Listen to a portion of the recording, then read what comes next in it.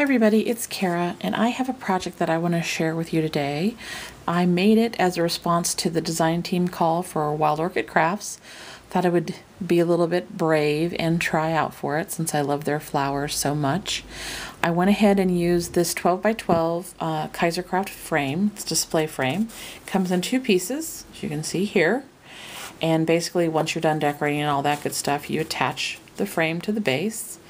And let me move the camera so you can see it is obviously pretty large, so it makes it difficult to display the whole thing on camera at one time, but there it is. And that's what it looks like when it's unfinished. Here is my finished one, and let me show that to you real quickly, and then I will tell you how I created it. So here it is. I apologize for the glare on the photos. These are actually photos that I've been hanging on to for quite a while. My kids are several years older now, but this was a family vacation we had gone on to, and if you are the parent of more than one child, you know that it is a rare day on vacation when they are getting along and having a good time. So I had wanted to find something to display them in because it was such a memorable day, and I'm pretty pleased with the way this frame turned out. So let me share with you how I made it, and then I'll give you some close-up looks at these gorgeous flowers. So first I took the frame and I applied a light coat of gesso to it. Once that dried, which didn't take long, I applied a couple coats of a black acrylic paint. Again, I let that dry. And then I went over that black acrylic paint with this fine crackle effect from Martha Stewart. I let that dry really, really well. Then I took a kind of creamy ivory acrylic paint, and I went in sections, and I just painted in one little area here, and then I'd wipe it off with a paper towel so that it got all into all of those good crackle effects that I had made, and I did that for the whole thing.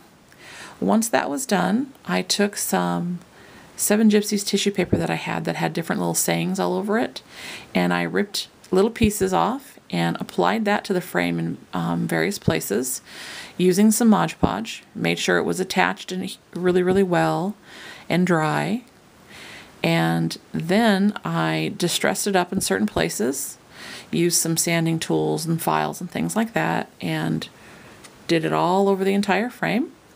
Once that was all done, I took some Tim Holtz Distress ink in the tea dye color and my tool, and I applied it everywhere. I rubbed it all over this frame. My fingers were coated with the stuff. And I set it aside and let it dry.